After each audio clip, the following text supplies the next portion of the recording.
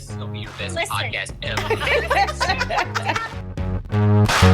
Epicurean. But OFC and pink lemonade's pretty damn good. It'll put your boat in the marsh. Jesus did not die so you could eat yellow number 5. Excitable. The nose starts off gentle with noticeable sense of grain that takes shape in the form of fresh baked bread. Ma'am, you're in the wrong podcast.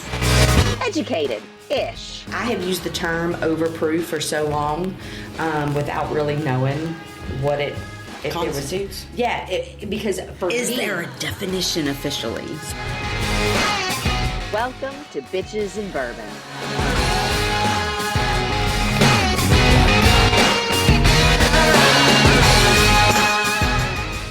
Hey y'all, it's April Trepanier, host of Bitches and Bourbon. Today we are going to talk a little bit about a book that I just finished, The Star of the Sea by Joseph O'Connor. It is a historical fiction novel. It was written in 2002.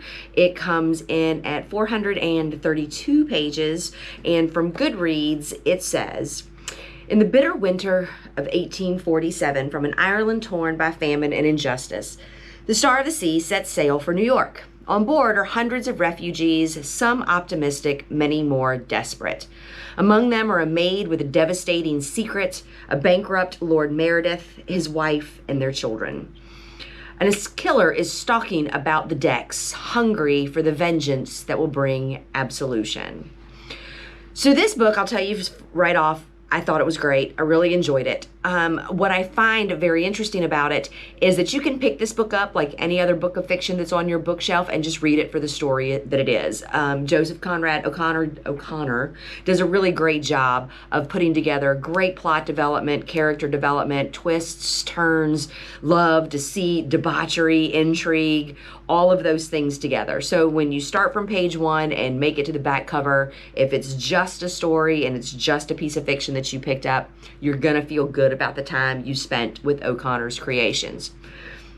However, you can also let this book into you as a micro-sized view of the web-like effects of large-scale mass trauma and what that creates inside of the human condition.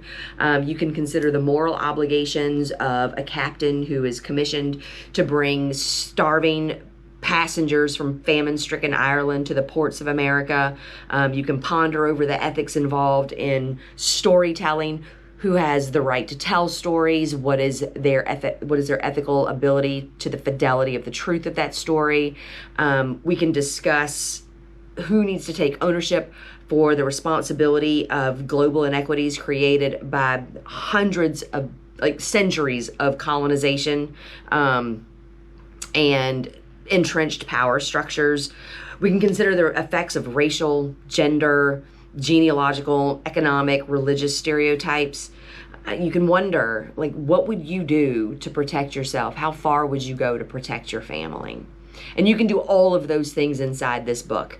Either way, The Star of the Sea does not disappoint. It's tenderly and respectfully told. It is a story about life and death and love and tragedy, and it moves without preaching, and it asks questions without indulgent piety. I am sure there's supposed to be a hero and a villain in this story. I'm just still not real sure who they are. I think maybe that speaks to the idea that maybe there's a little bit of hero and villain in all of us. I thought this story paired well with this particular bottle of peated single malt Irish whiskey, Connemara.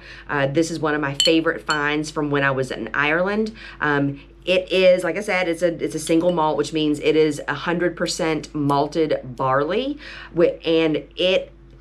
so in the States, I think overwhelmingly, obviously not everyone, but I think overwhelmingly we have this idea that the Irish whiskey signature flavor profile is just Jameson.